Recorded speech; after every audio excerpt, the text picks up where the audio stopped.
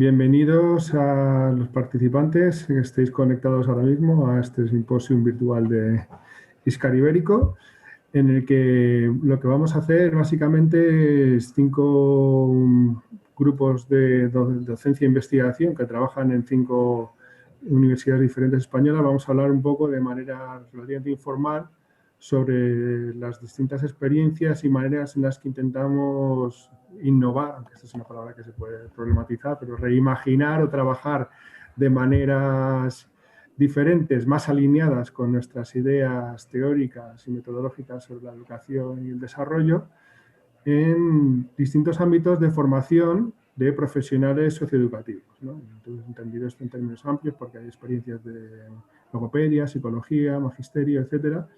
Y la idea básica es esto, compartir estas experiencias y abrir un espacio de debate sobre las condiciones en las que hemos intentado desarrollar nuestro trabajo docente, lo que imaginamos que contribuye a la formación de estos futuros profesionales, el tipo de entramados que esto genera con la institución, etc. Entonces, en términos de logística, nuestra idea sería trabajar lo estamos planteando como mesa redonda. Entonces, en la primera parte va a haber presentaciones breves de estas experiencias que esperemos no duren más de 10 minutos de cada institución, lo cual nos daría pie a tener un buen debate entre todos en la segunda mitad de la mesa, ¿no? Entonces, y la segunda mitad de la mesa la vamos a dejar abierta un poco a los hilos que surjan. Hemos planteado algunas preguntas y algunos ejes para no quedarnos en el vacío, pero seguro que surgirán otras y podemos retomarlas o recuperar las ideas iniciales, ¿vale?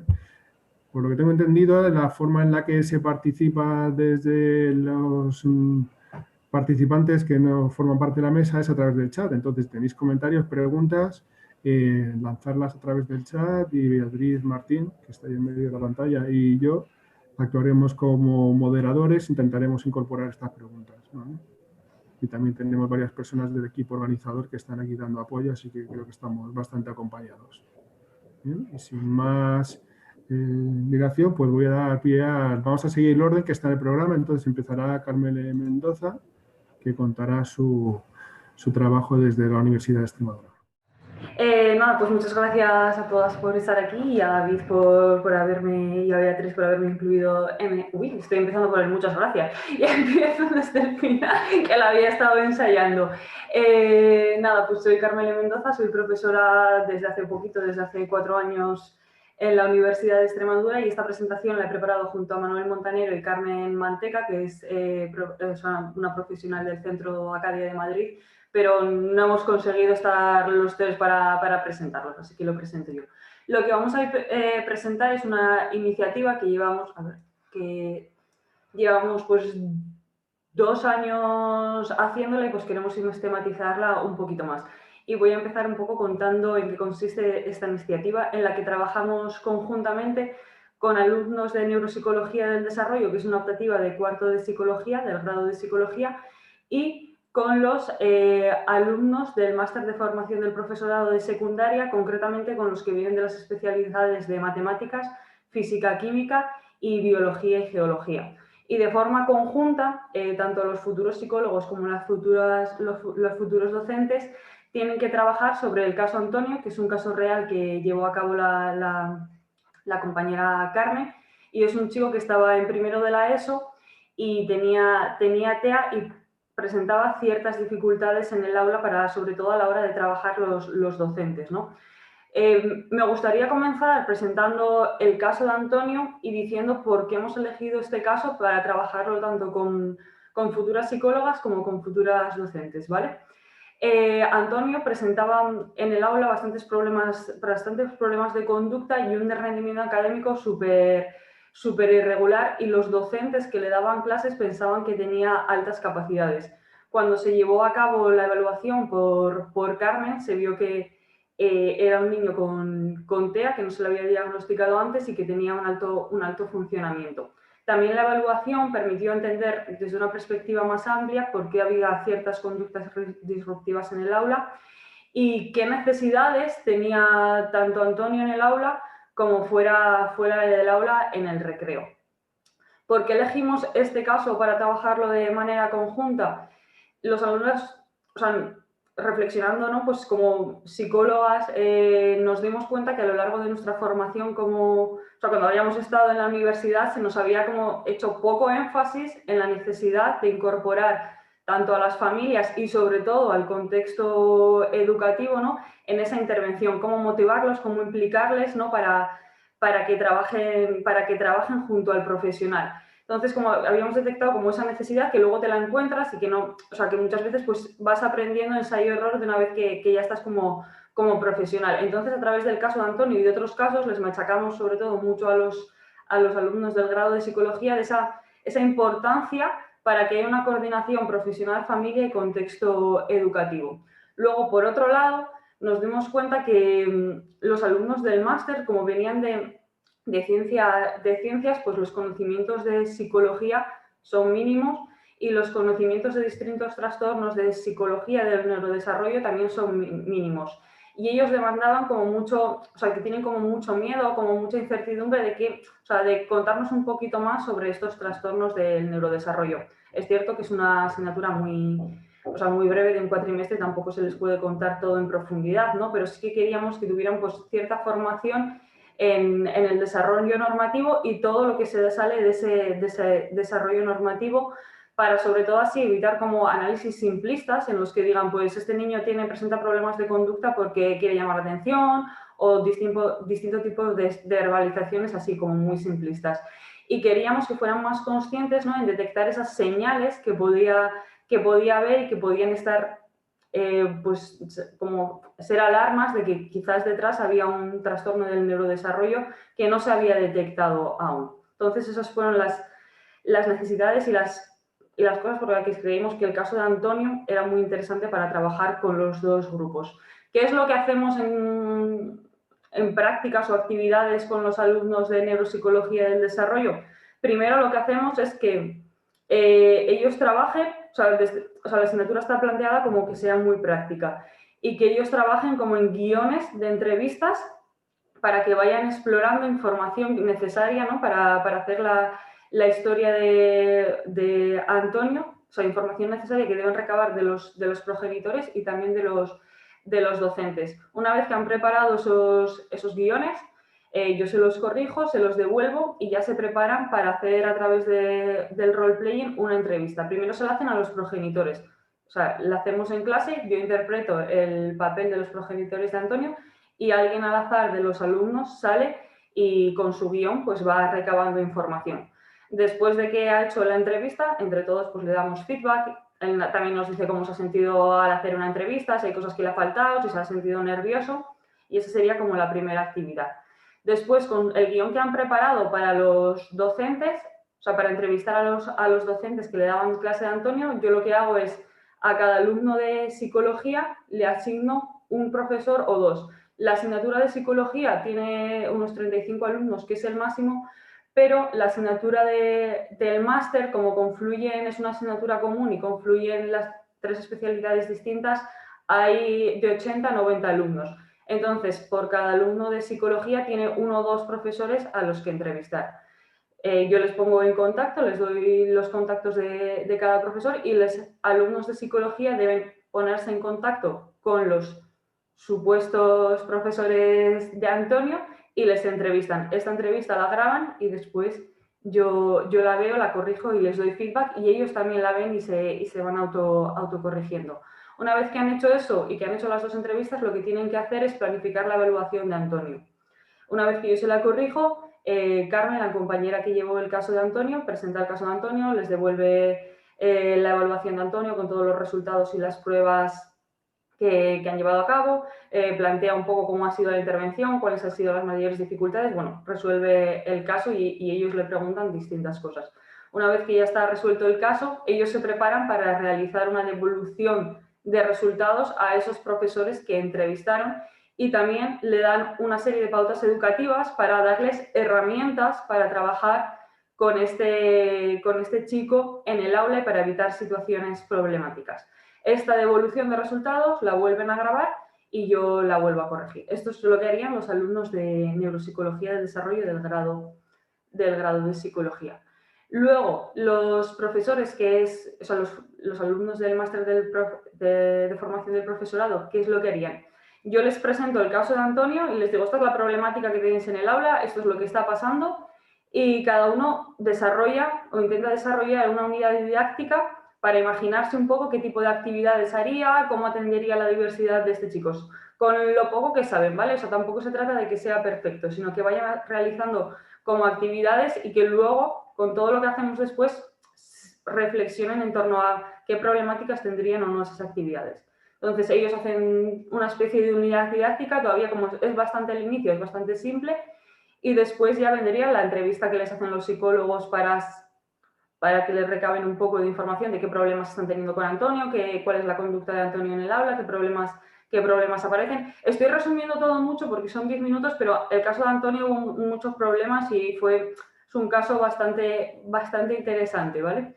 Luego los alumnos de máster tienen una charla de sensibilización TEA, a veces vienen a alguna asociación que trabaja con autismo y otras veces ha venido una madre que tiene un hijo con TEA y el caso es muy similar al de Antonio y cuenta las dificultades a las que su hijo se enfrentó cuando estuvo cursando la ESO.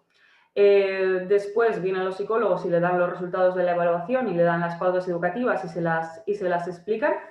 Después yo resuelvo el caso de Antonio. El caso de Antonio, muy brevemente, a Antonio los profesores no consiguieron, o sea, con todo el trabajo que hizo Carmen y aún así no consiguieron adaptarse a Antonio.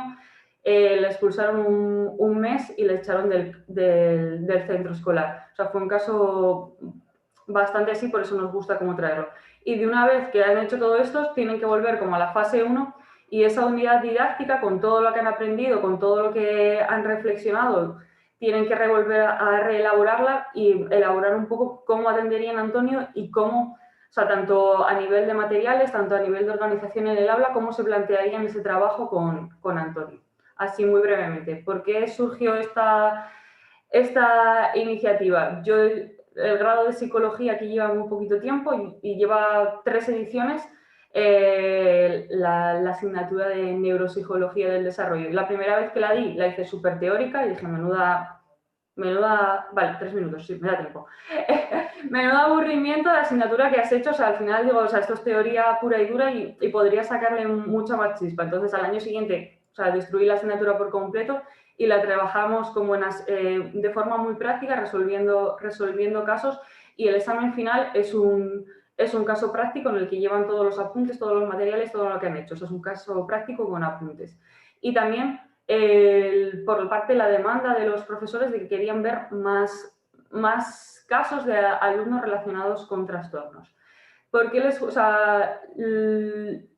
la iniciativa ha tenido bastante buena acogida. De hecho, los primeros años, el primer año que di neuropsicología, o sea, como las neuropsicologías les parecen como que hay que estudiar mucho y el primer año hubo que estudiar mucho, no la suelen coger. El primer año había 12 alumnos, el segundo año, que fue el que se cambió la forma de dar la docencia, hubo también 15 alumnos y este año ha habido el máximo de alumnos que ha sido 35, lo cual también ha supuesto para mí el doble de trabajo porque con 12 alumnos hacer este tipo de metodología resulta muy enriquecedor, pero con 35 alumnos ver no sé cuántos vídeos, al final ya no necesitas Netflix, sino que estás viendo todo el día vídeos de alumnos para ir corrigiéndoles cosas. A ellos les gusta mucho porque ven todos los contenidos que vamos trabajando a nivel teórico en la materia, lo ven de forma práctica y también les vale para trabajar en competencias, habilidades sociales que necesitas ir adquiriendo a la hora de enfrentarte con la gente, ¿no? Por ejemplo, algo que les resulta muy interesante es como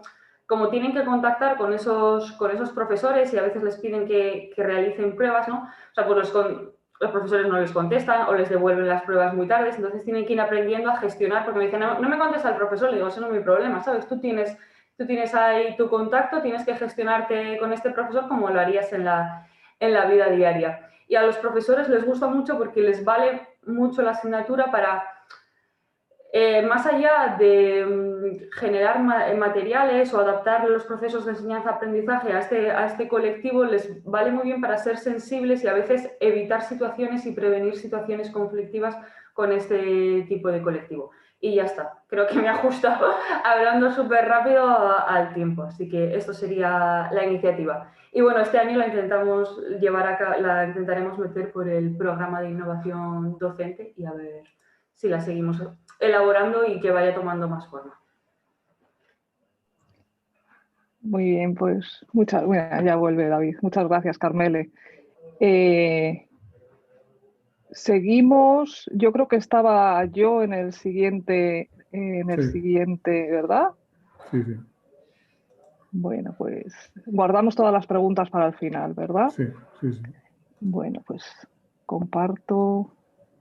Bueno, pues entonces voy a presentaros mi experiencia, que se titula Aprendizaje basado en proyectos de divulgación, desarrollando la voz de las estudiantes como expertas. Bueno, esta experiencia se encuadra en la Universidad de Castilla-La Mancha y yo doy clase en lo que antes eran antiguas diplomaturas convertidas a grado de logopedia y trabajo social. Esto es relevante. El hecho de que sean diplomaturas convertidas a grado es bastante relevante. Y bueno, yo imparto asignaturas de psicología evolutiva y de la educación y psicopedagogía de la lectura y de la escritura en cuarto de logopedia. Eso sería el contexto. Bueno, un poco os explico cómo organizo la docencia para que se entienda un poco. Yo lo que hago es una primera parte de clases magistrales donde les doy las nociones básicas. Esto lo hice desde cuando empecé a trabajar de forma, pues, estilo Bolonia, que dice la gente. Lo que hice fue reducir el programa y quité a lo mejor 15 temas que tenía y los reduje bastante. Y entonces eso me permite trabajar, pues a lo mejor pocos conceptos, pero a fondo.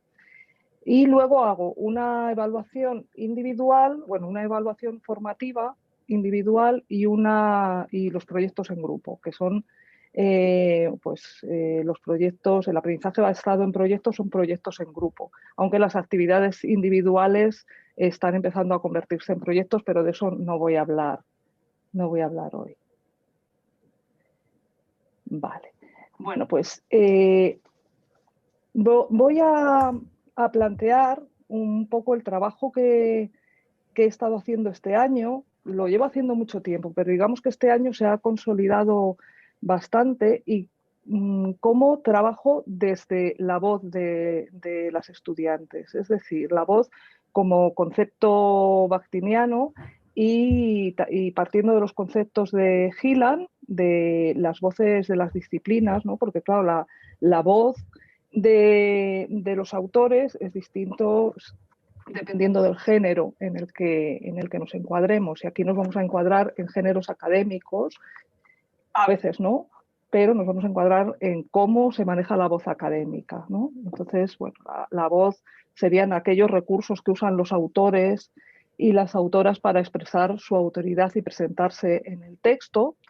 Y la voz nos sitúa, pues, en un contexto de interacción y de diálogo, en un contexto cultural, y en las disciplinas nos sitúa como personas que tenemos autoridad para hablar sobre algo, ¿no? Y fijaos que esto, pues, es importante porque cuando los estudiantes empiezan a hablar y empiezan a escribir, situarse como autoridad, pues, es algo bastante difícil. Es una cuestión de identidad que además está demostrado que mejora muchísimo sus textos. Cuando trabajamos la voz de los estudiantes y les enseñamos a posicionarse como autoridad y a hacer alusión a la audiencia en los textos, mejoran muchísimo sus textos y sus intervenciones. Tenéis ahí una investigación de Corcelles y colaboradores con estudiantes de psicología que es muy interesante y os la recomiendo. Entonces, bueno, aquí os he puesto un poco el resumen de las categorías de Gillan cuando habla de voz, para que sepáis un poco de qué estoy hablando. Me imagino que la conoceréis, ¿no? La interacción, el escribir un texto o el presentar una producción de cualquier tipo plantea la voz desde dos mecanismos generales que serían la postura, la estancia o como... Yo, bueno, he hecho traducciones de una forma un poco así, no sé muy bien cómo lo traducen los lingüistas, lo pregunté y nadie me contestó, David lo sabe, pero bueno, la postura implica qué mecanismos discursivos usamos para introducirnos en el texto y la invitación son mecanismos discursivos que empleamos para aludir a la audiencia, ¿vale? Entonces, bueno, aquí, por ejemplo, los limitadores son mecanismos como es posible, donde ponemos el conocimiento o la seguridad del conocimiento entre comillas. Los potenciadores es cuando decimos es evidente que esto es así y está demostrado, bueno, etcétera. Una serie de cuestiones que podéis leer a Gillan y profundizar en ello, si no lo habéis hecho ya. Vale, entonces cuando empezamos a trabajar con los textos y las producciones de nuestros estudiantes, también con la voz de nuestros estudiantes, una de las cosas más interesantes que a mí me ha pasado es que también tiene que cambiar nuestra voz como profesor. Nuestra voz como profesor o profesora se transforma. Y si no se transforma, es imposible trabajar con la voz de nuestros estudiantes. Entonces ahí hay un cambio. ¿En qué sentido se produce ese cambio? Pues un poco o lo vas descubriendo a medida que vas ensayando distintas formas de trabajar o ya lo tienes planificado. En mi caso, a veces lo tenía planificado y a veces lo he ido descubriendo. Quizás el descubrirlo es más interesante que planificarlo. Entonces, el primer cambio de yo que hice fue, voy a hablar muy rápido entonces, si me quedan 3 minutos. Mi primer cambio fue mi yo como revisora. Eran actividades donde yo les planteaba a los estudiantes escribir un texto, pero pasábamos por una fase de documentación y por una fase de revisión. Entonces les pedía que buscasen palabras clave, que escogiesen 3 artículos de investigación, que elaborasen un primer borrador y que entregasen un texto definitivo. El borrador yo lo revisaba. Eso implica muchísimo trabajo, sí, cierto. Y este ejemplo es el de una alumna mía que escribió un texto sobre es una alumna de trabajo social, un texto sobre la influencia de la aculturación en el desarrollo de adolescentes inmigrantes en el autoconcepto y diferencias interculturales. Un tema elegido por ella. Como veis, es una alumna que además le he pedido permiso para poner su texto, que es inmigrante de segunda generación y bueno, los cambios que se ven desde el primer texto, del primer borrador al último, son muy notables, es un texto muy bien escrito y las cosas que marco en amarillo implican un cambio en la voz muy evidente. Ella se presenta como autora, ella se implica con la audiencia y se implica como inmigrante y bueno, pues es muy interesante cómo cambia la calidad del texto. No me da tiempo a analizarlo más a fondo porque quiero enseñaros el segundo proyecto que hice con los alumnos de logopedia donde usábamos las redes sociales. Este nuevo proyecto de la educación en redes sociales está hecho con estudiantes de primero de logopedia y quise usar las redes sociales como forma de vincular algo conocido por ellos con algo por conocer que es el discurso académico. Y entonces eso me servía para vincular el discurso más vernáculo con el discurso más formalista de la academia. Entonces ellos eligieron en su mayoría trabajar con Instagram y con TikTok.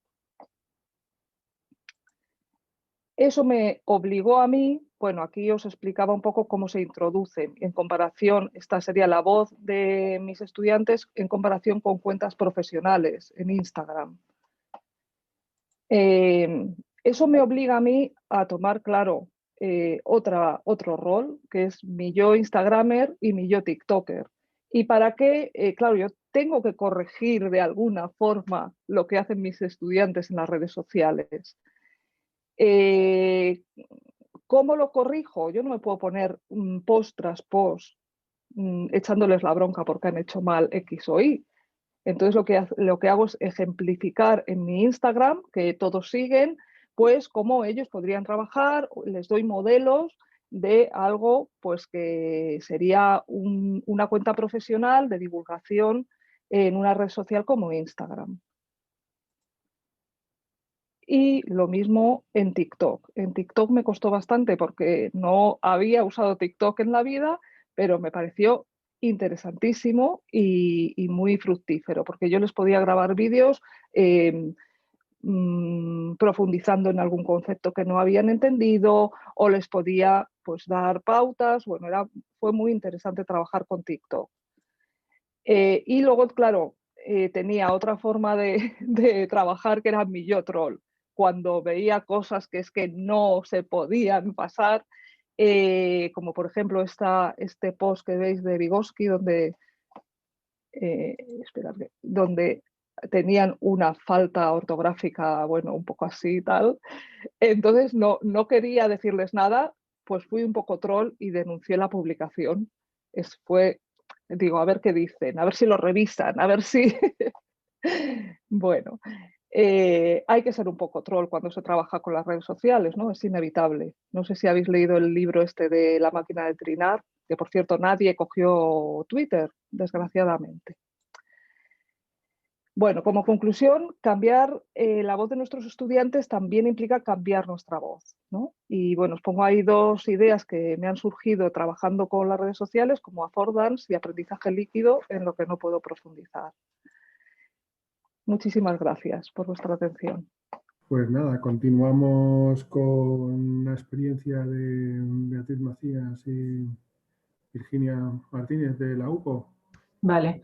Las preguntas para el final. Vale, gracias, David. Voy a presentarla yo, aunque voy a estar ahí luego para la mesa redonda, ¿vale? ¿Me escucháis? ¿Me veis? Vale, voy entonces a compartir la pantalla para poder hacer la presentación. Bueno, la propuesta que nosotros traemos aquí es una experiencia de formación de estudiantes en educación social, ¿vale? Aunque veremos que también la propuesta parecida la tenemos en otros contextos diferentes. El aprendizaje a través del compromiso social y la implicación personal. Bueno, esto se da en la Universidad Pablo de Olavide, donde las tres somos docentes del área de psicología, aunque en la Olavide no hay psicología. Entonces, impartimos clases en la Facultad de Ciencias Sociales. La experiencia que vamos a mostrar aquí es una experiencia de aprendizaje-servicio, que yo creo que no hace falta tampoco comentar demasiado. Todos, supongo que de alguna manera o de otra la conocemos.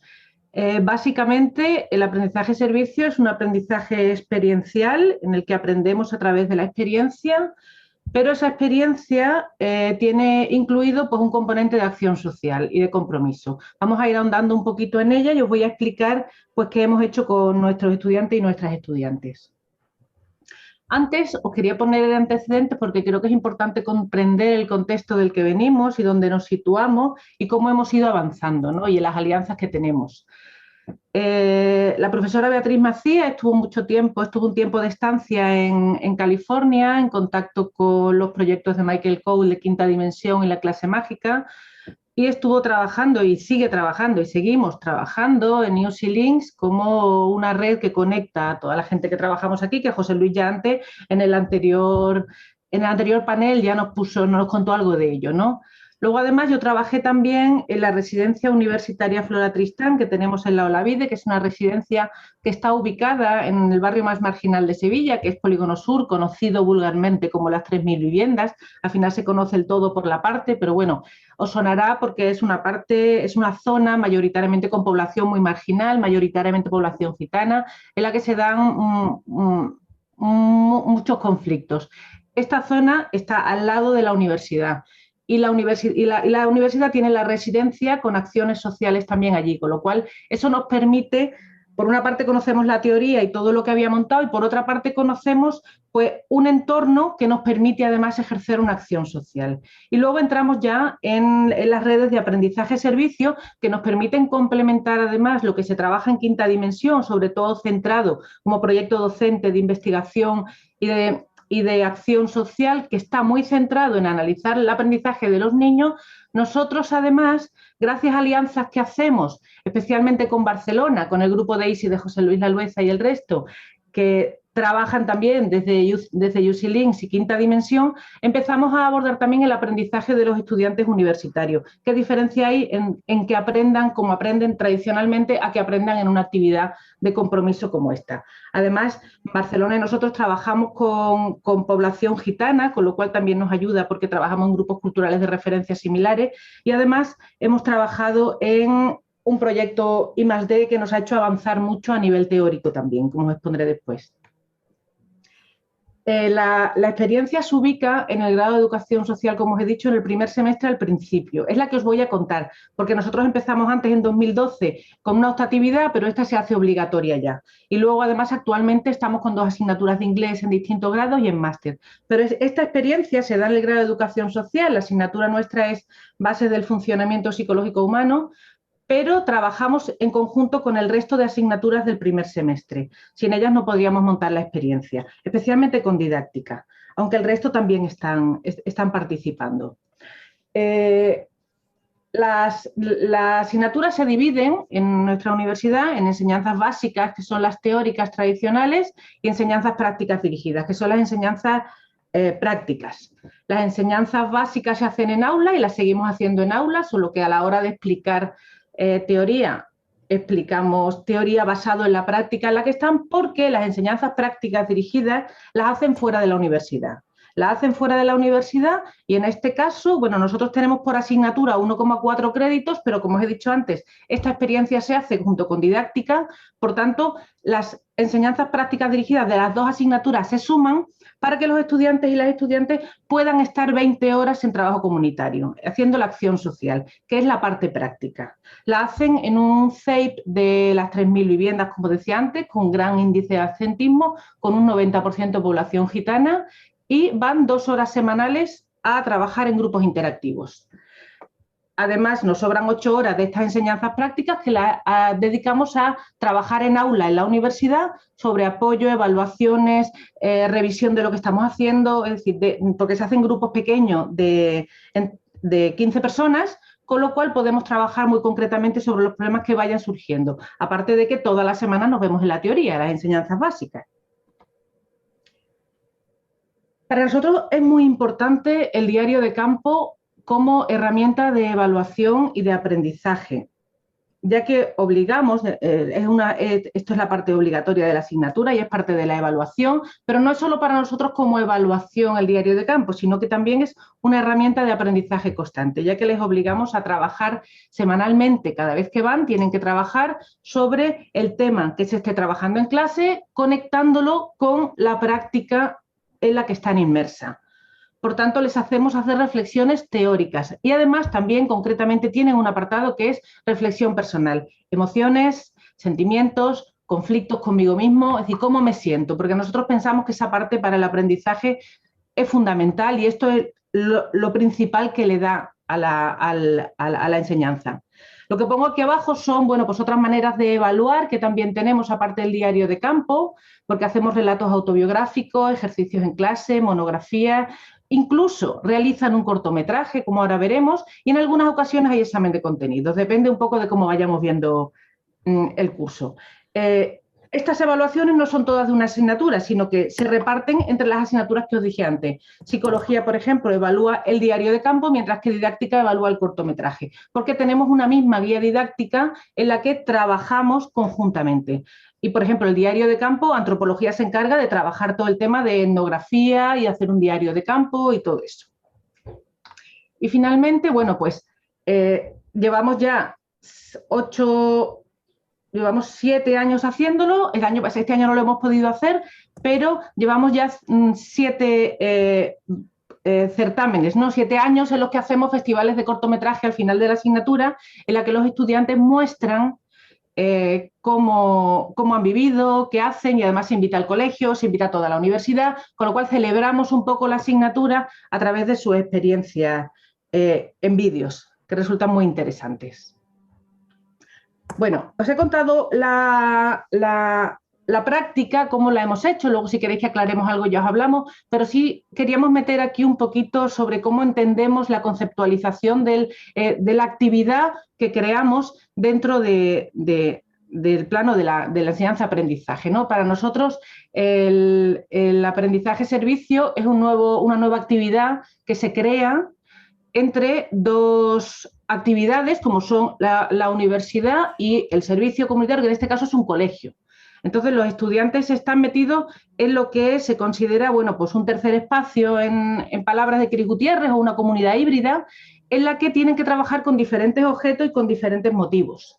José Luis lo decía antes también, ¿no? Tienen que trabajar, por una parte, bueno, pues se tienen que insertar en la actividad universitaria con todos los artefactos y los elementos que tiene, y por otra parte también en el colegio. Entonces, tienen que participar de alguna manera, tienen que hacer una apropiación participativa, pasar de una participación periférica a una más central, se tienen que ir haciendo con los motivos, se tienen que ir haciendo con los roles, tienen que ir asumiendo agencialidad, y eso va a dar lugar a un aprendizaje diferente porque además están en un espacio en el que tienen que enfrentarse a otros diferentes, ese espacio fronterizo, tienen que cruzar fronteras, y eso les reta y eso hace que tengan que poner en marcha aprendizajes que no solamente tienen que ver con temas cognitivos de responder a lo que le pregunta, sino que tiene que ver con resolver problemas reales de poblaciones, además, que en las que no están demasiado acostumbrados a estar. Por tanto, aquí se da un proceso emocional muy importante en el que el compromiso y la implicación tienen que ver con lo que están aprendiendo. Finalmente, para terminar, pues espero que no va a ir bien de tiempo, sí, más o menos, os voy a poner 2 minutos de un vídeo que se hizo en conjunto con una estudiante que vino de Alemania, también de proyecto de quinta dimensión. Como digo aquí, la red UCLink nos ayuda a todo esto. Voy a salirme de aquí porque lo tengo en otra pantalla y a lo mejor es más fácil. Pero, ¿veis? La característica más importante para mí es la forma en la que nos incita a los alumnos a trabajar lo que estamos aprendiendo en clase. Es para mí lo más positivo de este proyecto, tanto la introducción en las 3000 como el llevar a cabo lo aprendido en la teoría y las bases fundamentales de las asignaturas, ¿no? Conociendo la realidad, yo creo que eso es fundamental. Muchas veces entramos en la universidad, entramos en asignaturas muy teóricas, autores, cosas que nos quedan muy lejos y que no terminamos de encajar dentro del mundo real. Entonces yo creo que esta experiencia nos mete de lleno en el mundo real, y todo lo que estamos estudiando de manera teórica podemos encajarlo y podemos darle ya una primera visión práctica. Pues la característica más importante... Al principio un poco de inseguridad, no todo es positivo, ¿no? Por eso que comentaba de que hay que, hasta que te haces a la situación y a la metodología de trabajo, es difícil. En el orden cronológico, desde que entré hasta que salí, sería desesperación,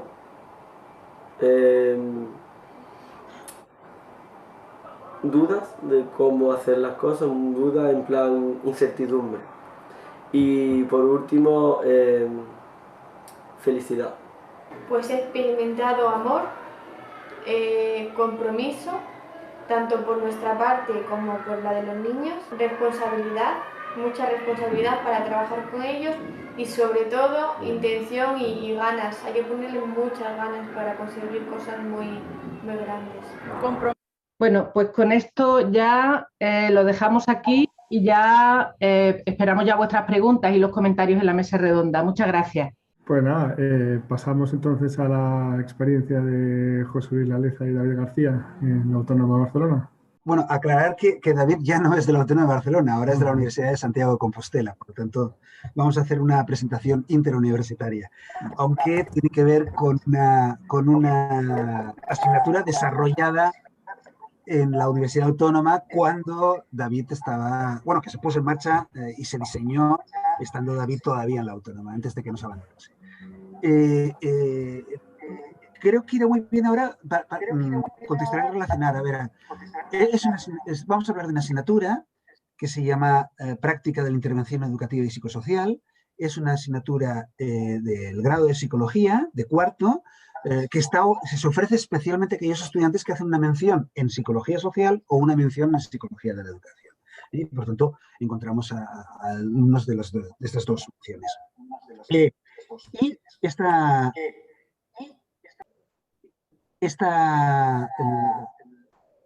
creo que alguien tiene el micrófono puesto y rebota mi voz. Y me oigo a mí mismo. Vale, perfecto. Esta asignatura tiene elementos, reúne elementos que tienen mucho que ver con las tres comunicaciones anteriores, porque tiene elementos de aprendizaje basado en problemas, que se relacionaría mucho con lo que nos ha expuesto Carmela al principio, tiene elementos de aprendizaje basado en proyectos y por tanto con lo que nos ha planteado Beatriz Martín, y es claramente de aprendizaje servicio, como lo que nos ha planteado Virginia. Para hacernos una idea también, una de las estudiantes de esta asignatura es Laia, que los que habéis estado en el panel anterior nos ha hecho una presentación precisamente de su trabajo relacionado con esta asignatura, ¿no? En una demostración precisamente lo que ha planteado antes Beatriz Martín, de el papel que juega la autoría en la medida que es asunción de autoridad y hablar a una audiencia, que hemos visto presente los ejemplos, como ejemplo precisamente de empoderamiento de esta autoría en términos bakterianos que ha tomado esta alumna. Entonces, vamos a hablar precisamente de esto, de lo que plantea esta alumna. De la experiencia de esta alumna, parte de una experiencia de hace mucho tiempo. No voy a hablar porque ya he hablado en la anterior de lo que es la quinta dimensión, pero sí que parte de eso, parte de el interés que tenemos hace mucho tiempo, el siglo pasado, en 1998, de poner en marcha una actividad que era una quinta dimensión que en un principio estaba orientada, que no pensaba mucho, que utilizaba a los estudiantes como auxiliares, que estaba pensada en una intervención educativa en el contexto de lo que era la casa de CD-ROM, que era en una comunidad gitana, ¿no? Lo que ocurre es que el mismo modelo quinta dimensión, ya en sus inicios en California, está integrado dentro de lo que es la red UCLinks, a la que se ha referido también antes Vicky, que es una red de experiencias que no solamente incluyen la quinta dimensión, incluyen otras, y que vinculan la universidad, en este caso la Universidad de California, con su entorno comunitario, en la que crean toda una serie de experiencias donde los estudiantes generan actividades que son útiles para la comunidad. Esta es la idea del proyecto CD-ROM, que en un principio se centraba exclusivamente en la casa, en una comunidad, pero que después se fue expandiendo. Sobre la idea de una intervención donde, aprovechando los conocimientos y los recursos humanos, en este caso los estudiantes de la universidad, para llevar adelante proyectos educativos fuera y dentro de la escuela, en algunos casos en ámbitos como asociaciones gitanas, en otros casos en centros cívicos, en otros casos en escuelas, en otros casos en institutos. Va cobrando forma como un espacio de aprendizaje para los universitarios, para estudiantes universitarios. En un principio organizado dentro de unas asignaturas determinadas. El desarrollo de este modelo cobra un especial impulso, primero a partir de la profundización y de la teorización en un proyecto de investigación conjunto al que se ha referido antes Vicky, que nos une al grupo de Barcelona y al grupo de Sevilla, y después con el proceso de institucionalización del aprendizaje de servicio en la universidad, en este caso la Universidad Autónoma de Barcelona. Con lo cual hay una apuesta por parte de la misma institución, de la universidad, en apoyar, desarrollar y consolidar a través de la institucionalización asignaturas que tienen esta característica de aprendizaje de servicio. Si pasamos a la siguiente diapositiva, como he dicho, la la práctica de estos estudiantes implicados en actividades de inclusión educativa con niños y niñas y con adolescentes están integrados en asignaturas. En un principio estaba integrado básicamente la asignatura de psicología evolutiva. Ahora bien, surgen toda una serie de necesidades y sobre todo salen dos. Y salen dos a partir de una lectura que podemos hacer desde el aprendizaje de servicio. Y es, la primera, hay un pilar fundamental. El aprendizaje de servicio tiene 3 pilares fundamentales. Uno es el aprendizaje, ha de estar conectado o relacionado con el currículum, pero aquí nos salen algunas cuestiones que después trataremos, que son importantes. Y por otro lado, el servicio, ha de ser un servicio real a la comunidad. Pero hay un tercer pilar, que es la reflexión. Es la reflexión que el estudiante hace de su propia práctica y que tiene función claramente transformadora de ese estudiante que se compromete en un proceso que le lleva a aprender. Crear ese espacio de reflexión era algo que con el modelo de las asignaturas que teníamos no acaba de funcionar, porque teníamos unas asignaturas que hacían su desarrollo teórico en clase, en el aula, psicología evolutiva, y después tenían unas prácticas. Y esta conexión, esta reflexión, que se daba, pero se daba al margen de la asignatura. Después, por otro lado, otro elemento que no es imprescindible en el aprendizaje de servicio, pero que es un elemento de calidad, y es el hecho de que este servicio que dan los estudiantes no está previamente predeterminado. Es posible hacer aprendizaje de servicio con un proyecto ya predeterminado por el profesorado o por la entidad con la cual entras en contacto, por ejemplo, en la escuela. No, es posible que los estudiantes también diseñen esa propia intervención. Y eso daba un valor añadido muy importante al aprendizaje de servicio. Entonces, estas dos necesidades. Por un lado, el ámbito de reflexión sobre la práctica. Y por otro lado, el que los estudiantes diseñen su propio proyecto, nos llevaron al desarrollo de la asignatura. Ahora sí que la otra diapositiva. Entonces tenemos, y muy rápidamente porque pasaré ya a David, tendríamos por tanto 3 momentos diferentes a lo largo de estos años de construcción de lo que viene a ser esta asignatura finalmente. Primero, teníamos unas asignaturas, por ejemplo, psicología evolutiva, con sus espacios de teoría y con un espacio de prácticas. Y en ese espacio de prácticas los estudiantes podían elegir hacer unas prácticas de aula más tradicionales o enrolarse pues, en el proyecto CD-ROM y llevar a su práctica al servicio, ¿no? ¿Qué ocurría? Conectar la teoría y la práctica que tenía aquí sus dificultades, porque eran 2 dinámicas diferentes, eran 2 dinámicas separadas. No había una forma de conexión directamente, había la teoría y la práctica, pero la conexión entre las dos no acaba de funcionar. Por tanto, la idea es, vamos a hacer una asignatura que genere el conocimiento teórico a partir de la práctica y a partir de los problemas que surgen en la práctica, ¿no? Y esta sería la segunda fase. Pero aquí todavía teníamos un problema y era que precisamente los estudiantes centrados en esto, en una asignatura de un semestre, nos daba exclusivamente para que los estudiantes participasen y aprendiesen a partir de su participación y de su implicación. Nos faltaba poder llevar a los estudiantes como autores, en la línea precisamente que antes ha hablado Beatriz Martín. Entonces, aquí tenemos esta asignatura de un año anual. No fue tan complicado conseguir que la facultad aceptase este modelo, una asignatura que dura todo el año, que se organiza exclusivamente en torno a la intervención y que los encuentros que se hacen en el aula cada 15 días son precisamente para analizar la práctica y para construir conocimiento teórico a partir de la práctica. Y David, ahora puedes entrar. Bien, ¿me oís? ¿Entiendo? Sí. Bien. Bueno, pues concretando un poco en qué consiste esta asignatura, a nivel curricular se engloba en una asignatura de 4º curso de Psicología de la Universidad Autónoma de Barcelona y digamos que el entorno donde ocurre principalmente, bueno, son evidentemente 2 entornos, ¿no? Uno, la universidad, y otro es una intervención psicosocial o psicoeducativa, ¿no? Y bien, se da en 2 tiempos, digamos en 2 dimensiones. Se da en una práctica semanal de asistencia al proyecto en el que participan, que ahora no podemos concretar demasiado, pero José Luis ya dio unas pinceladas en la introducción y que es similar, como decía, Vika a la experiencia que han compartido desde Sevilla. Y después, a nivel quincenal, o sea, en un periodo quincenal, se da en el aula. La cuestión es que el centro de la práctica de aprendizaje es en sí la participación en el contexto de la intervención psicosocial o psicoeducativa, ¿no? En el primer semestre, digamos que las expectativas que hay son principalmente una introducción al campo, ¿no?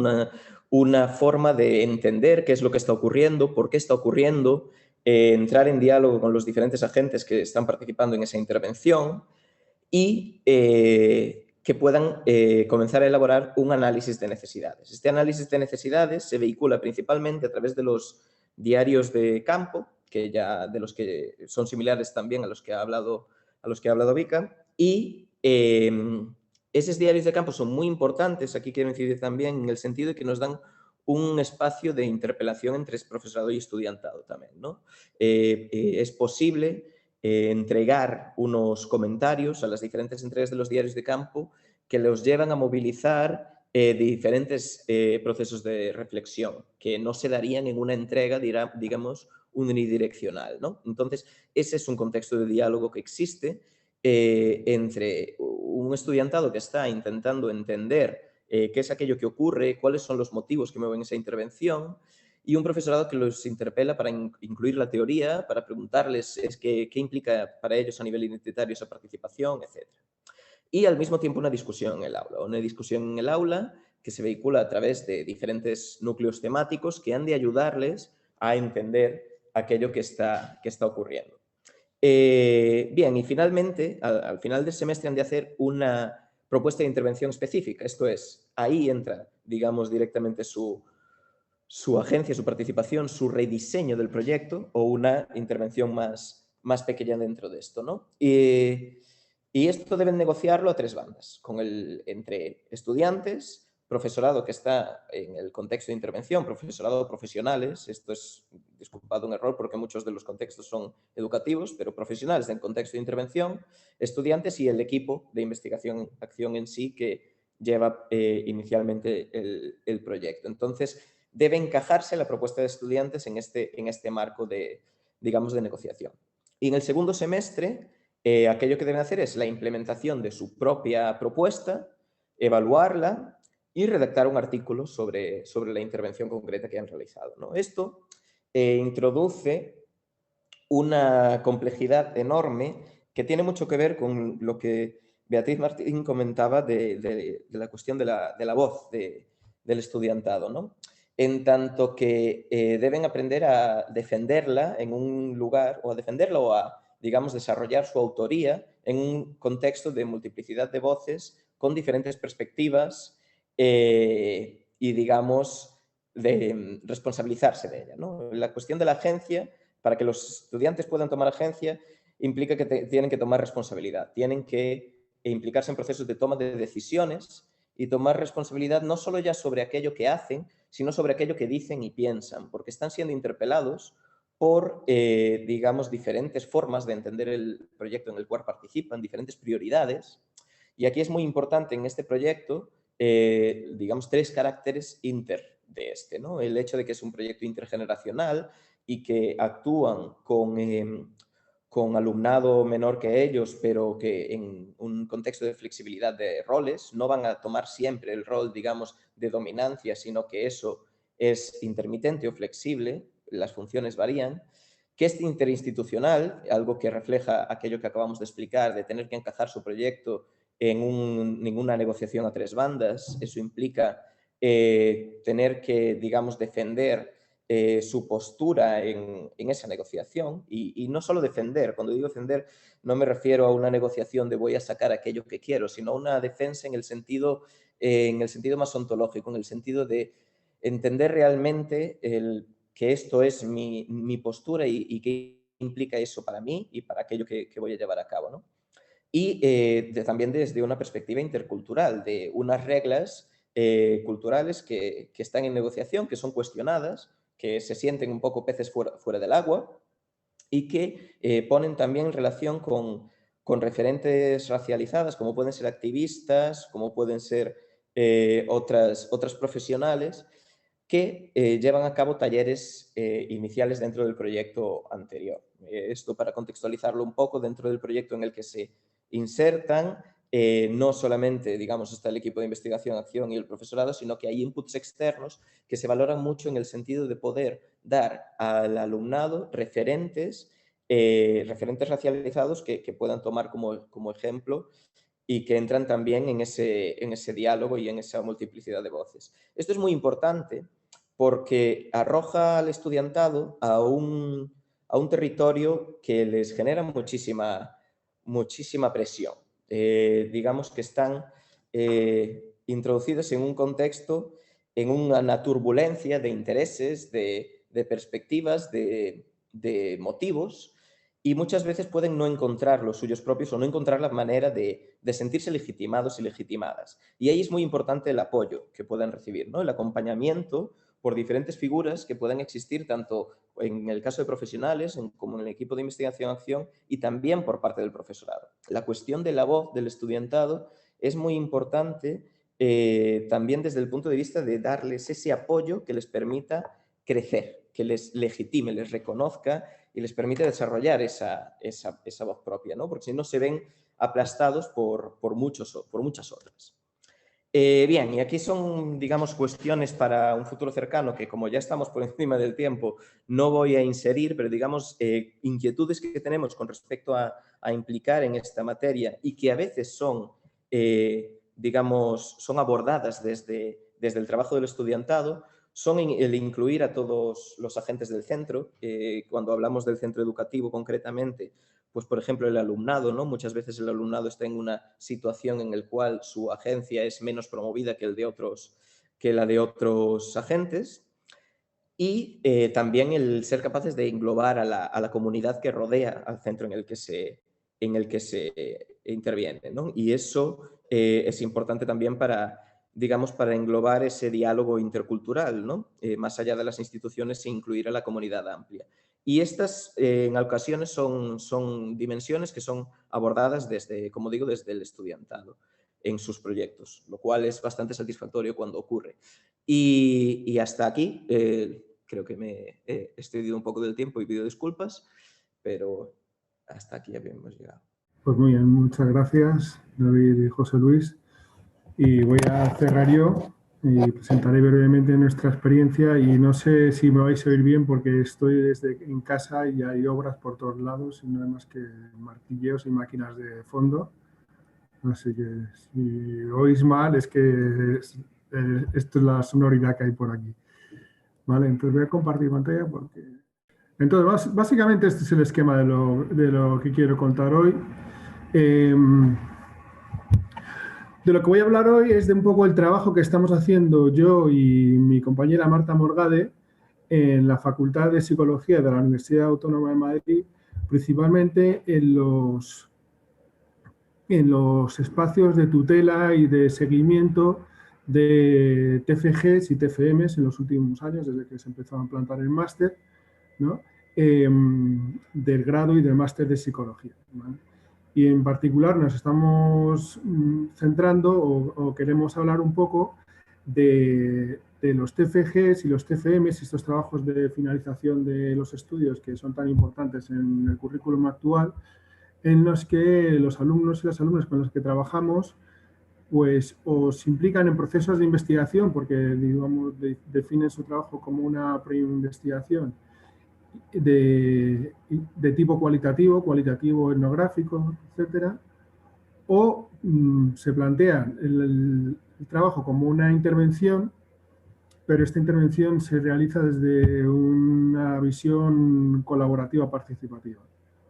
O, en última instancia, incluso proyectos o trabajos del alumnado que están a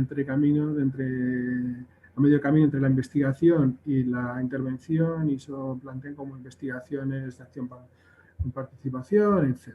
¿no? En resumen, toda una serie de formas de concebir una investigación o un trabajo de intervención que en el contexto de la psicología, especialmente en el contexto del tipo de formación psicológica que recibe el alumnado después de 4 años de carrera, ¿vale? Es muy poco habitual. ¿vale? Es muy poco habitual y es muy poco, y para la cual no han recibido una clase de formación inicial, y por tanto el propio proceso de tutela se convierte en un espacio de aprendizaje e incluso desaprendizaje de maneras de comprender la investigación, la intervención, el trabajo disciplinar, el sentido del conocimiento, etcétera, etcétera, ¿vale? Este sería un poco el ámbito en el que estamos trabajando, tanto asignaturas o módulos o componentes dentro de asignaturas específicas, sino más bien lo que hemos llamado los márgenes de la formación, ¿no? El trabajo de tutela, los espacios informales y los espacios informales que hemos ido creando para apoyar o facilitar o participar en estos procesos de reflexión teórico-metodológica con alumnado que se está implicando en, digamos, en propuestas no convencionales dentro del ámbito institucional en el que están trabajando, ¿no? Y básicamente son dos cosas las que querríamos presentar. Una que tiene que ver con la infraestructura, ya que esto ocurre en espacios informales, ¿no? Dentro de la institución universitaria, el tipo de infraestructura que hemos construido para facilitar este trabajo, ¿vale? Y la segunda parte, simplemente algunas cuestiones que queríamos señalar y presentar para el debate y que conectan con algunas de las cosas que ya habéis ido discutiendo en las experiencias anteriores, y esto es la ventaja de ser el último, pues que puedes anclarte en la discusión anterior, ¿no? Entonces, en cuanto a la primera parte, ¿vale? Básicamente lo que hemos estado haciendo es crear una especie de infraestructura digital o basada en lo digital, apoyada en lo digital, para facilitar este trabajo de reflexión y de creación de seminarios y de creación de espacios de discusión y reflexión sobre lecturas y reflexión y trabajo sobre cuestiones diversas, metodológicas, teóricas, etcétera, etcétera, ¿vale? Entonces, estos espacios se cristalizan en un blog, el blog del Seminario de Desarrollo Humano y Educación de WordPress, que da acceso a distintos materiales que son las sesiones de este seminario, repositorios de lecturas, actividades que hemos hecho de discusión online con otros investigadores o asincrónicas, discutiendo distintos trabajos de investigación y de lectura que hemos compartido anteriormente, etcétera, y que se entroncan a lo largo del tiempo en el que hemos estado trabajando con este seminario, estos espacios de formación, ¿no? Que se entroncan, por una parte, con el trabajo de nuestro propio grupo de investigación, el grupo de investigación que tenemos reconocido y formado en la Universidad Autónoma de Madrid, ¿vale? Y por otra parte, con iniciativas que ahora ya no existen, no están activas en la actualidad, pero sí que se desarrollaron durante algunos años en Madrid, en la que distintos investigadores y personas de distintas instituciones del entorno de Madrid, pues nos juntábamos para reflexionar y compartir nuestros trabajos en torno a la etnografía educativa y los procesos de investigación etnográficos aplicados a la educación, ¿no? Lo que en su día se conoció como el Foro Madrileño de Etnografía y Educación, y que en su última versión fue más bien un taller de reflexión metodológica que se desarrolló en una institución cultural que hay en Madrid, que es Matadero Madrid, que se llamó Etnografía a lo Bruto, ¿vale? Esto es un punto que discutiré en la segunda parte, ¿no? Entonces, en líneas generales, esta sería la infraestructura que tuvimos que construir, ¿vale? Con recursos digitales y herramientas digitales de acceso libre, gratuito y no demasiado sofisticadas en términos tecnológicos, para facilitar la comunicación y la creación de repositorios y archivos de lecturas y espacios donde estos materiales pudieran archivarse y constituir cierto sentido acumulativo a lo largo del tiempo, ¿no? Para que no fuera empezar desde cero cada vez que tuviéramos un acorte de alumnos y alumnas que querían desarrollar sus TFGs y TFMs en estas líneas de trabajo, ¿vale? Entonces, dentro de este contexto nos gustaría abrir la reflexión sobre dos cosas, ¿no? Y voy a empezar más bien por la segunda, para cerrar con la con la que estaba planteada como la primera, ¿vale? Que sería la cuestión de, ya que esto ocurre en los márgenes del currículum, ¿no? En los márgenes de la institución y en los márgenes de la manera en que se define el trabajo del alumnado, que cada vez está más estructurado por asignaturas que implican mucho tiempo de trabajo, mucha dedicación y mucha fragmentación en distintas tareas y tiempos y horarios y espacios curriculares y una preocupación por la presencialidad en el aula muy alta, que igual quizás es una cosa particular de nuestra facultad o universidad, pero que es un eje muy relevante de cómo se estructura el trabajo, ¿vale? Pues estos espacios realmente implican reimaginar o pensar cómo podemos utilizar o aprovechar o definir como tiempo de trabajo las cosas que ocurren en lugares como las tutorías, como los seminarios informales, como la formación complementaria, etc. Y dónde pueden ocurrir estas cosas, ¿no? Si ocurren en el aula, si ocurren en seminarios o si ocurren en otros espacios. Y en especial, en particular, en el contexto de Madrid, ¿vale? La Universidad Autónoma, pues lo que sí que ha ocurrido es que en los últimos años pues hemos empezado a contar o sabido aprovechar mejor espacios interesantes para la reunión y el trabajo que están fuera del campus y fuera de la universidad, incluyendo un centro cultural que la universidad tiene ahora mismo en el centro de Madrid, o simplemente participar de movimientos, ¿no? En los que se plantea que la actividad de reflexión y trabajo pueden ocurrir en la calle, pueden ocurrir en espacios públicos o puede ocurrir en instituciones culturales del entorno, ¿vale? Y esto es una cosa que hemos intentado, en la medida de lo posible, algunas veces explotar, ¿vale? Y el otro punto, y con esto ya cierro, tendría que ver con un poco reflexionar sobre entonces el tipo de trayectoria de aprendizaje, ¿vale? que implicarse en estas dinámicas y en estos espacios implica para el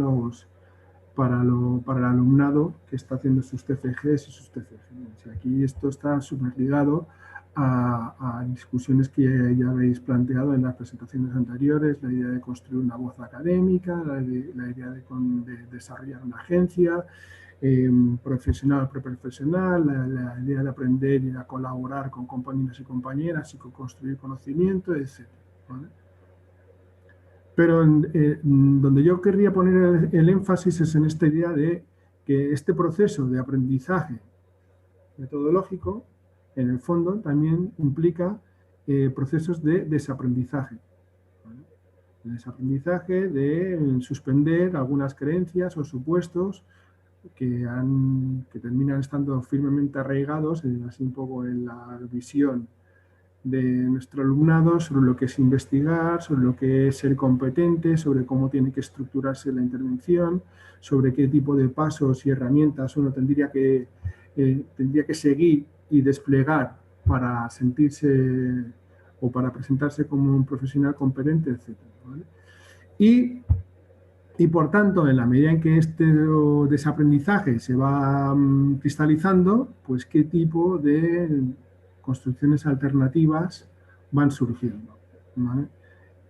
Y para ilustrar esto, y simplemente lo voy a dejar como ilustración sin analizarlo demasiado, os quiero poner un fragmento y os pongo el fragmento porque está en YouTube y entonces es de acceso libre, de una alumna o exalumna de estos seminarios, de estos talleres, estos procesos, que realizó un TFG de investigación, ¿vale?, de tipo cualitativo, etnográfico, y en el que, pues digamos, pasó por todas estas, estando muy motivada y siendo muy competente, entre comillas, ¿no?, pasó por todos estos procesos de duda, incertidumbre, desaprender, replantearse, tener que cuestionar, etc., ¿vale?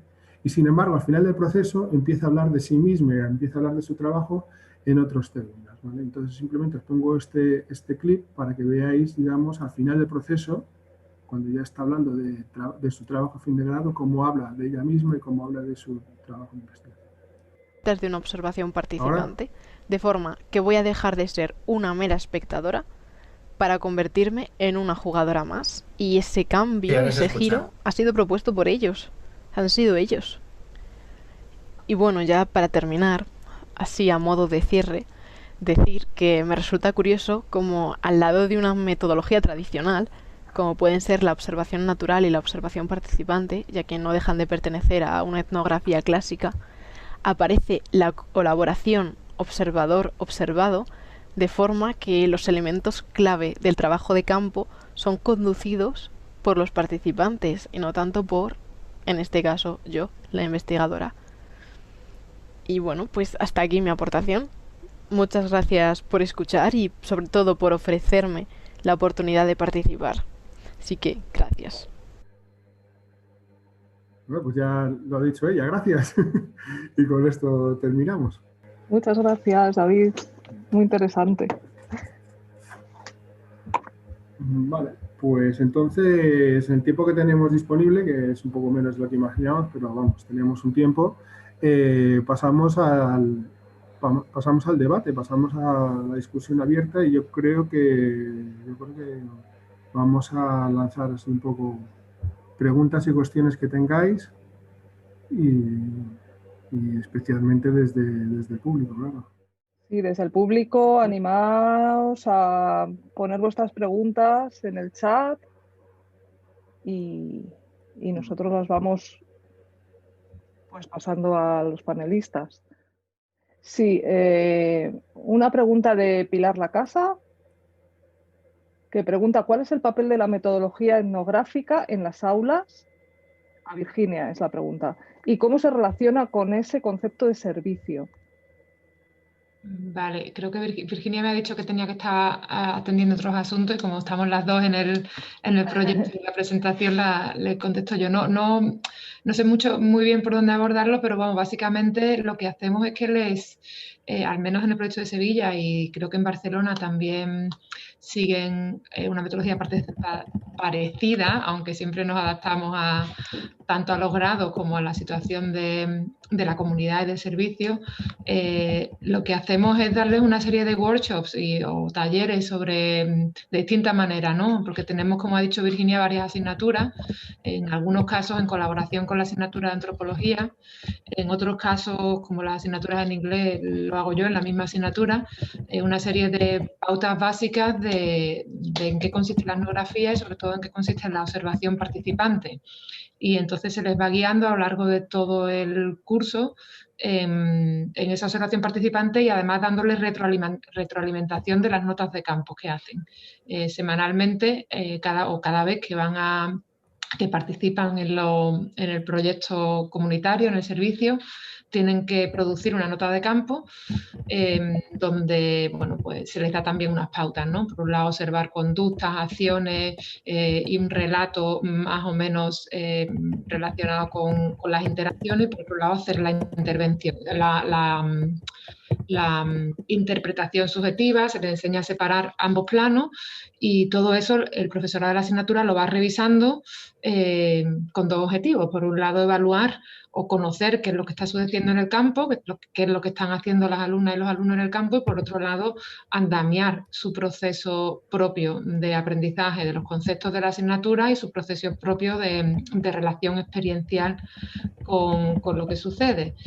Entonces, la verdad es que para mí sería imposible disgregar esa etnografía del servicio, porque están actuando a la vez que están observando y están siendo parte de la intervención. El rol, como ha dicho Virginia, es un rol un poco ambiguo, pero esa ambigüedad tiene la fortaleza de que las alumnas y los alumnos tienen que ir conformando su propia agencialidad en el contexto.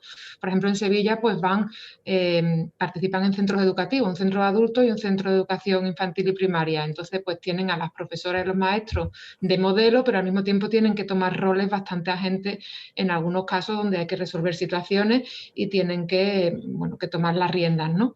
Y entonces están todo el tiempo transitando de un rol de estudiantes que están aprendiendo, maestras, maestros o personas que están interviniendo con la comunidad y al mismo tiempo observando y reflexionando. Todo eso va sucediendo a la vez o van alternando, ¿no?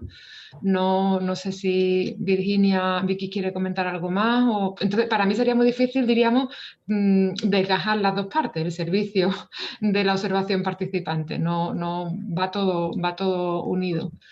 Lo que sí es verdad que, al menos ya con la experiencia que tenemos, el profesorado, que somos al mismo tiempo las personas que investigamos sobre los procesos del alumnado, a veces pues también les vamos dando, diríamos, consejos, ¿no? Porque al principio no se agobien tanto con la observación, porque sabemos que la experiencia es suficientemente abrumadora como para que no tengan que estar, diríamos, que en cuerpo y alma, simplemente estando familiarizándose con el contexto, pero poco a poco, conforme se van familiarizando, van siendo más capaces de ir saliendo y entrando, observando al mismo tiempo que van participando y siendo agentes, interviniendo. No sé si Vicky y José Luis... Porque yo es que ando entrando y saliendo del despacho que tengo, estoy aquí en la universidad y al final los líos te comen. Porque es lo malo. No, solamente añadir a lo que ha dicho Bea, que como dice ella bien, trabajamos conjuntamente y en esto yo creo que aquí con David y con José Luis compartimos, ¿no? La importancia del registro de la etnografía a la hora de ver los aprendizajes teóricos que van haciendo, ¿no? Porque es importante ver el link, la unión que van haciendo entre la práctica y la teoría y cómo van apoyando una en otra. Entonces, a nosotros ahí eso nos da muchas pistas de si están entendiendo el concepto, si lo están aprendiendo, si lo están interiorizando, por decirlo de alguna manera, de qué manera explican la práctica. Entonces, a nosotros nos va guiando mucho en eso. Gracias. Si quieren algo más que aportar, José Luis o David. O Pilar, si tienes alguna duda más. Yo creo que es por resumirlo, o sea, la etnografía en el contexto de aprendizaje-servicio, si el aprendizaje-servicio es un contexto dual, la etnografía funciona como un objeto dual, básicamente, o sea, como un objeto que tiene funciones en los dos objetivos y sirve para ir entendiendo lo que se está haciendo y, por lo tanto, replantearse qué hacer y sirve para ir aprendiendo sobre aquello que se está aprendiendo. Muy bien. A ver, pregunta a Iván Moreno. Yo quisiera hacer una pregunta. En los trabajos sobre aprendizaje-servicio, ¿qué tipos de proyectos suelen llevar a cabo los estudiantes? Y siguiendo en este hilo, ¿suelen estudiantes de años siguientes continuar estas líneas o mejorarlas?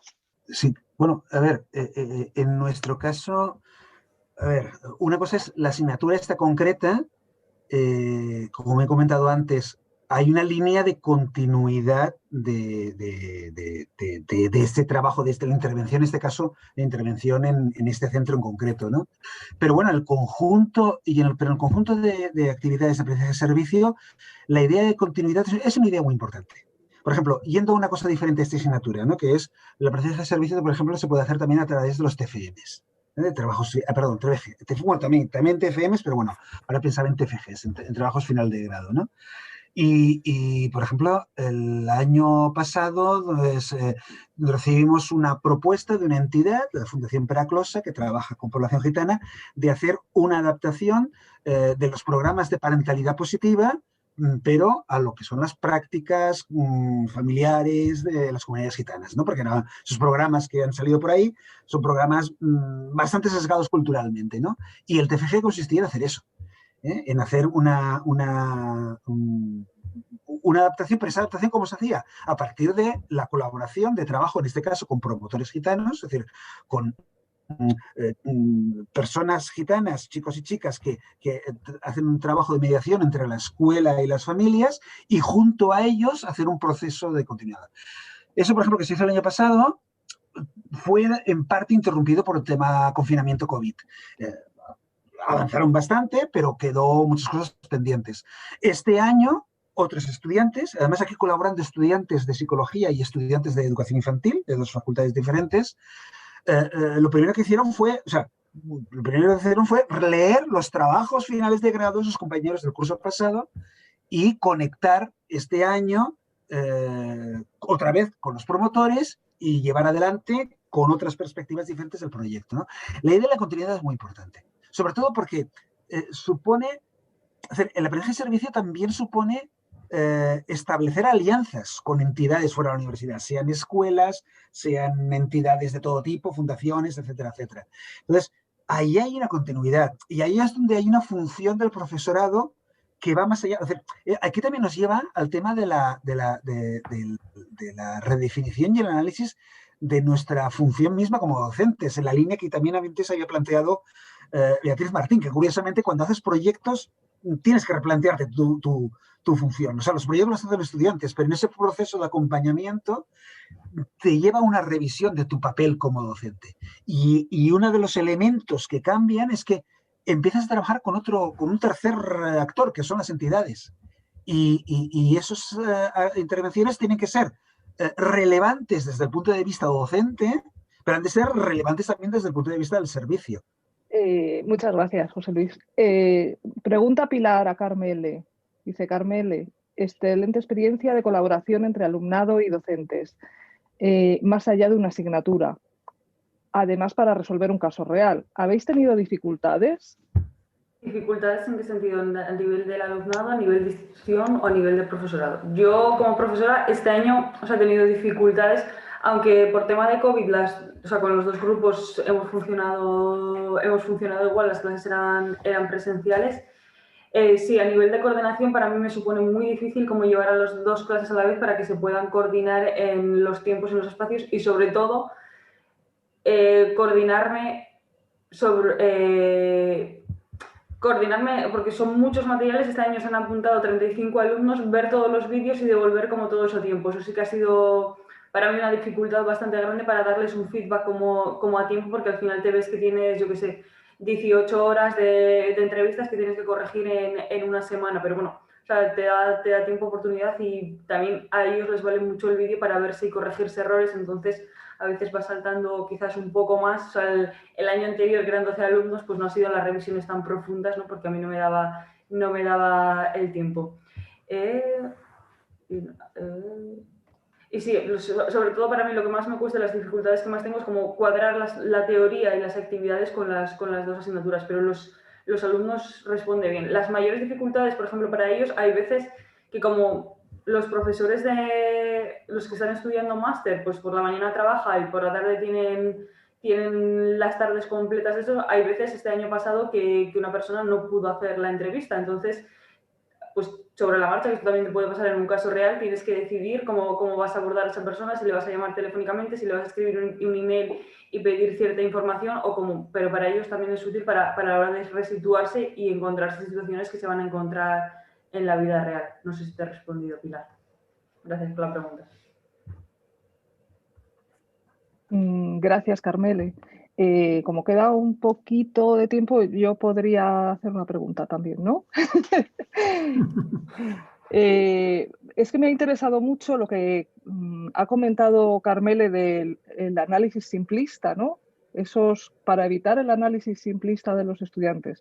Yo es que creo que ese análisis simplista, como por ejemplo decir que un niño quiere llamar la atención o que los padres sobreprotegen a sus hijos, ese tipo de cosas, más que un análisis simplista, es que es un discurso social profundamente arraigado que a mí, por lo menos, me cuesta muchísimo romper con él o que rompan con él mis estudiantes. Entonces, no sé, ¿os pasa también? ¿Os cuesta romper con la visión cultural de la educación que tienen vuestros estudiantes, con la visión cultural que tienen del desarrollo también? Tienen unas ideas de desarrollo de la folk psychology, ¿no? Como decía Brunner, que son muy difíciles de sobrepasar y de superar, y que muchas veces se manifiestan con la pregunta de es que no sé qué me estás pidiendo, porque cuando les digo, mira, es que no vamos a hablar de si quieres decirme que los padres sobreprotegen a sus hijos y eso es un problema, me tienes que dar evidencia sobre ello, me tienes que dar pruebas, ¿no? Ay, es que no sé lo que quieres que hagamos, ¿qué nos estás pidiendo? Esa pregunta también os la encontráis y esa dificultad para romper con sus marcos culturales de referencia. Tanto en psicología como en máster del profesorado, yo sí me la encuentro. O sea, es complejo y solo no trabajamos, o sea, intento como sensibilizarles en las distintas diversidades y claro, son 90 alumnos y lo hacemos como podemos, pero sí que se ve, o sea, sí, o sea, es muy complejo y ese tipo de preguntas suceden bastante. Sí que ves que hay gente que como que al final del cuatrimestre, o sea, le ha hecho clic y ha cambiado y que lo agradece bastante y se implica en participar en otras cosas, pero hay gente que sigue manteniendo ese tipo de cosas. Claro, es que yo creo que está muy llevado eso por la pregunta esta de ¿qué me estás pidiendo?, ¿no? Que es una pregunta irremediable mientras evaluemos nosotros y nosotras. O sea, quiero decir, el ¿qué me estás pidiendo? Tiene que ver con, me estás diciendo que haga algo, que tome iniciativa, pero en realidad la responsabilidad de mi nota no va a ser mía, va a ser tuya. Entonces ahí hay una trampa de la que, bueno, pues tendrá sus pros y sus contras, pero yo creo que tenemos que ser conscientes, ¿no? O sea, mientras tengamos la posición de evaluación, no vamos a poder pedirles de una forma totalmente honesta que hagan lo que quieran o que tomen totalmente agencia, ¿no? Y eso implica que muchas veces pues, van a recurrir a ideas empaquetadas, ¿no? A ideas empaquetadas que están en el discurso social, que son cajas negras, en plan de, no, tengo esto, lo pongo aquí, porque entiendo que tengo que llenar ese hueco con algo que traigo y lo pongo, ¿no? Claro, pero ahí es donde la gran ventaja de estos proyectos, creo que de todos los que se han compartido, es el introducir interferencias. Interferencias que cuanto más humanas sean, mejor. O sea, que si son agentes diferentes a nosotros, mejor, porque rompe la inercia que traen, ¿no? O sea, cuando, por ejemplo, me parece muy interesante lo que os referís de tener que cambiar la voz como profes, claro, eso tiene que ver con que humanizamos nuestro trabajo, con que dejamos de hacer una función simplemente y efectivamente tenemos que tomar agencia, porque muchas veces en una forma de docente un poco más mecanizada, tampoco estamos nosotros y nosotras tomando agencia. O sea, entonces, yo creo que ese cambio de voz tiene que ver con eso, ¿no? Y al fin y al cabo, claro, cuesta romper eso, pero es algo que pasa mucho, o al menos en mi experiencia en este tipo de proyectos, porque hay una resistencia de otros agentes que te están impidiendo seguir con tu propia agencia. Eso es lo bueno de introducir agentes externos a la función profe y la función estudiante, ¿no? En plan de rompen necesariamente, o sea, es imposible seguir con la misma inercia. Y yo creo que bueno, las resistencias que encontramos de ese tipo que comentáis, pues están ahí, pero se van diluyendo en la mayoría de los casos. Bueno, es que son preguntas muy interesantes, pero creo que estamos en el tiempo, ¿no? Entonces... Sí, yo creo que las podemos recoger, las dejamos colgadas en Discord con su autoría y ahí pues se puede seguir dialogando estas ideas, que creo que la sesión ha sido muy interesante y da para debate, da para hablar. Entonces, si os parece, pues podemos hacer eso. Ahora mismo las cojo, pongo el autor y aunque estén publicadas desde el Congreso, pero quedan ahí para seguir debatiendo y dialogando. Yo he visto que ha habido una pregunta sobre institucionalización de la PS. He colgado la página web sobre el tema de la UAB, porque creo que mirándola responde todas las preguntas que hayan sobre institucionalización. Está en el chat también. Sí, y pedían también el link del blog, José Luis. ¿Qué blog? No, el de David ya está puesto. Sí, el de David. Vale. Perfecto. Pues ya está. Y lo demás son preguntas efectivamente que bien con esa web y bien con el diálogo podemos seguir comentándolas. Muchísimas gracias a todos por vuestra participación y volvemos a las 2:30 con la cuarta sesión de la jornada, si os parece. Sería un ratito estupendo para poder compartir ahora y comer, pero bueno, cada uno desde donde se encuentre, que lo va pensando en todos. A las 2:30 nos vemos. Muchísimas gracias. Muchas gracias. Gracias a todos. Hasta luego. Adiós. Adiós.